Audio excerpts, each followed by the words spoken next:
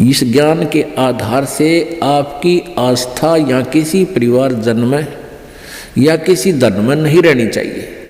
जब आप यहाँ से चलन के योग्य होगे और ये रहकर आपकी परीक्षाएं भी होंगी, आपके ऊपर कोई ऐसी आपत्ति ऐसा आएगा सच में, फिर आप देखेंगे कि मेरी वृत्ति बेटे में है कि बेटी में, पोते में है कि या पोती में, कोठी में या कार में।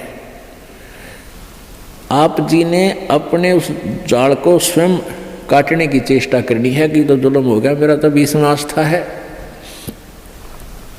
और यहाँ आशा रही तो वापस जन्म होगा, जहाँ आशा ता बासा होई और मन कर्म वचन सुमरियो सोई। आपकी यहाँ किसी भी चीज में आशा रहेगी, आस्था रहेगी, तो वापस आप जी को आना पड़ेगा। इसी यहीं पर मनमाने यहाँ फिर बैल बन के आ जा। और यहाँ आशा नहीं रही तो फिर हमने आशा कब ना रहेगी, ये ज्ञान आधार बनाओगे, भक्ति घनी करोगे, दान धर्म खूब करोगे, उस भक्ति की शक्ति से भी आपके कुछ बंधन ऑटोमेटिकली कट जाएंगे। इतना दबाव बनेगा उसका, आपके मन में वो आना नहीं देगा और परमात्मा कोई ऐसी व्यवस्था आपकी बना देगा। और जो भक्ति नहीं करते तो फिर हमने यहाँ से तो जाना ही जाना है, भक्ति कर रहे हैं जो, उनके मन में ये आ जाना चाहिए कि फिर जन्म होगा तो फिर यह दुर्गति शुरू। मनुष्य जन्म भी हो गया तो मनुष्य जीवन में क्या सुख पाया अपना। आज हम 60 साल के हो गए, हमें पता है क्या मिला इस जीवन में और क्या हमारा था और क्या पराया था। तो इस ज्ञान के आधार से निर्णय हो जाएगा कि अगर फिर जन्म हो गया, फिर वो प्रोसीजर, बेटा ना हुए तो दुखी हो गए तो महा दुखी, क्योंकि फिर उनके पालन में पोषण में कोई बेका देगी मृत्यु हो जाए काल, तो फिर रोज जाना करे काम, तो रो रो कर टक्कर मारेंगे, वह दुर्गति न्यारी। तो इन सब बातों को ध्यान रख के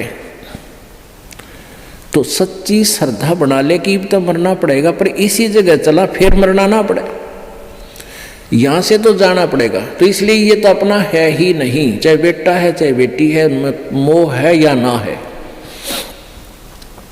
तो अपने परिवार में आप जी ने ऐसे रहना पड़ेगा जैसे एक गाड़ी, रेलगाड़ी का कंपार्टमेंट होता है और उसमें आप सफर कर रहे हो, जिसका जहां स्टेशन आ जाएगा ऑटोमेटिकली उतर जाएगा। किसी का 2 घंटे का है, किसी का 10 घंटे का सफर है, किसी का 24 घंटे का है वो। तो ऐसे ही आप जी इसको ऐसा समझ कर रहोगे जैसे रेस्टोरेंट होते हैं, होटल में जाकर डट गए तो वहाँ सारी सुविधाएं होते हुए भी आपको पता है कि मेरी नहीं है, उनका प्रयोग भी करना है। उनमें मेज कुर्सी पलंग टीवी वहाँ पर है, उनका पंखा कूलर एसी फ्रिज उनका प्रयोग भी करना है, लेकिन अंडरस्टूड होता है कि मेरी को ना, ये तो धनी की है। तो ऐसे ही ये सारा रेस्टोरेंट, ये होटल, ये काल का है और हमने किराए पर अपनी पूंजी जमा करा का यहाँ, तो ये कुछ समय का रहने का यहाँ पर मिला हुआ है। ये व्यवस्था बता दी, इस खेती में बना रखा, ये मजदूरी कर, ये ऐसे खा ले, ये या छोड़ रखा है। लेकिन ये अपनी नहीं, हम यहाँ होटल में कुछ दिनों के लिए सटे करे हुए। यदि ऐसी आस्था आपकी बन जाएगी तो फिर कोई पल्ला नहीं पकड़ेगा आपका, कोई बाधा नहीं बनेगी। अन्यथा जो भक्ति नहीं करते हैं उनकी कैसी वृत्ति होती है। अब जैसे कोई पिछले जन्म में भी कोई भक्त भक्ति करता था और वो पार ना होया, आप जी हो, परमात्मा चाहते हैं कि तुम सभी पार हो जाओ, बहुत अच्छी बात है, क्योंकि पार होने के लिए तो ये सारा खेल हो रहा है आपको पार करने के लिए।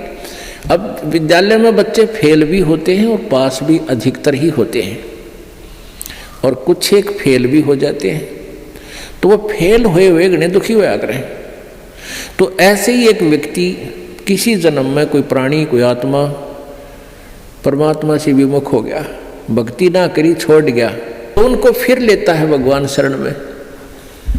एक किसान के घर जन्म हो गया उस पुण्यात्मा का,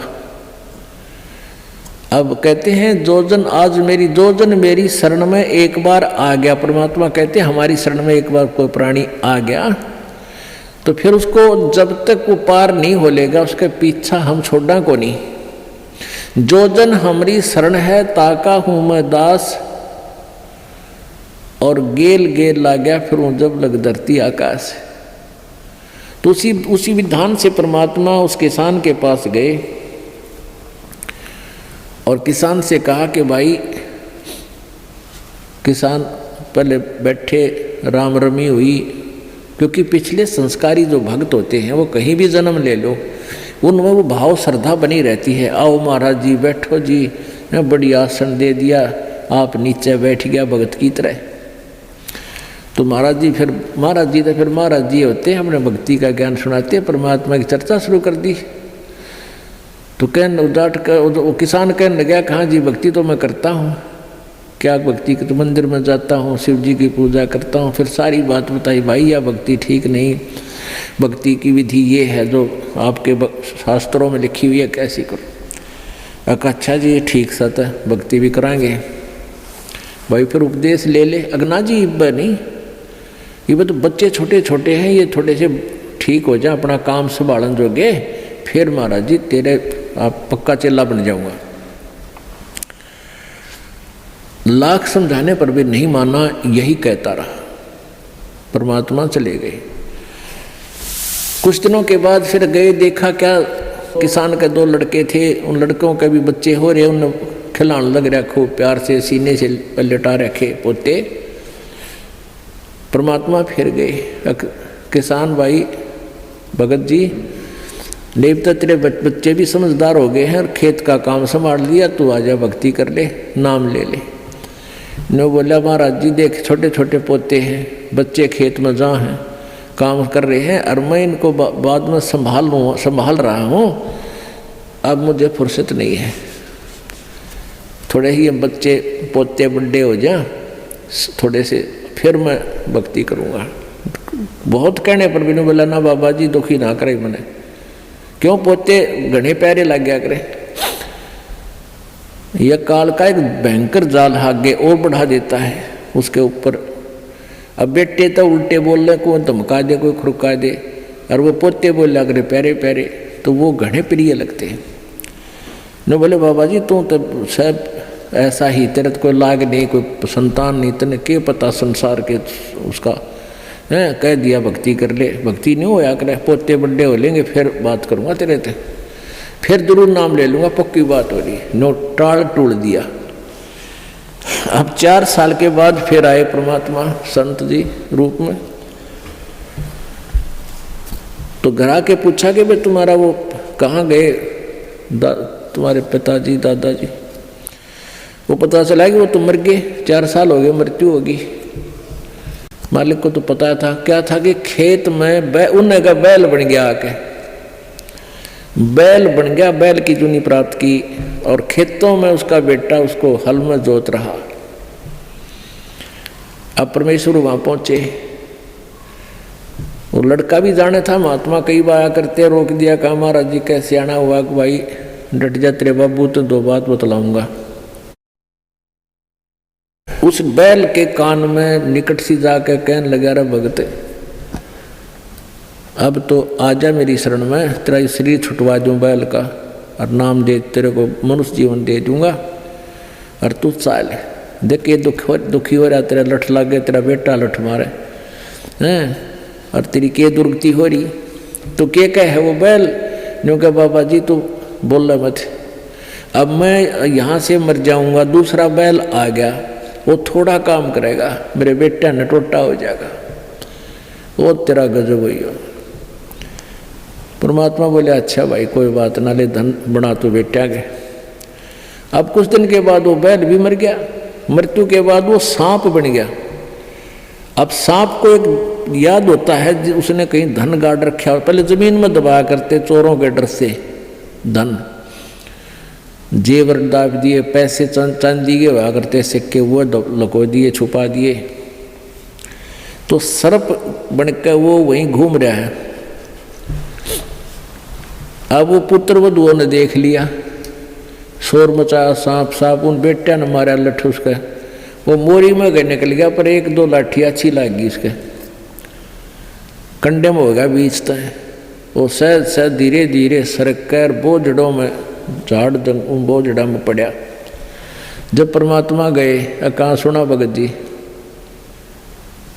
अब आओगा मेरी शरण में, ने बोला जी जान बचा दो मेरी और अपनी शरण में ले लो। मैंने देख लिया कोई नहीं किसी का। परमात्मा बोले सांकड़ी तोड़वा का आया तू मेरी शरण में, आया था पर ये हड्डी तोड़वा के पसड़ी तोड़वा के, जब आई तरह समझ में कोई नहीं किसी का। और हम रोज रोन लाग रहे कोई किसी का, कोई ना अपनी भक्ति करो।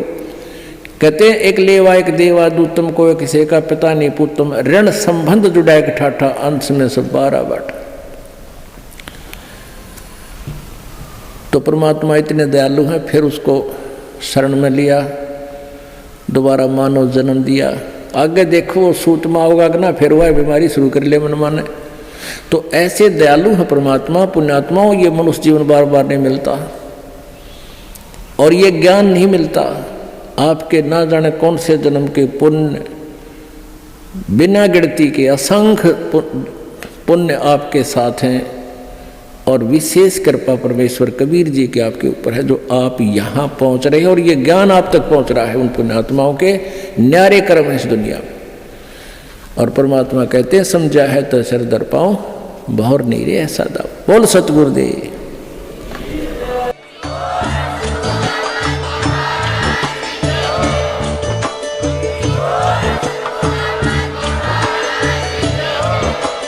आप सुन रहे थे जगत गुरु तत्वदर्शी संत रामपाल जी महाराज जी के मंगल प्रवचन। अधिक जानकारी के लिए विजिट कीजिए हमारी वेबसाइट www.jagatgururampalji.org।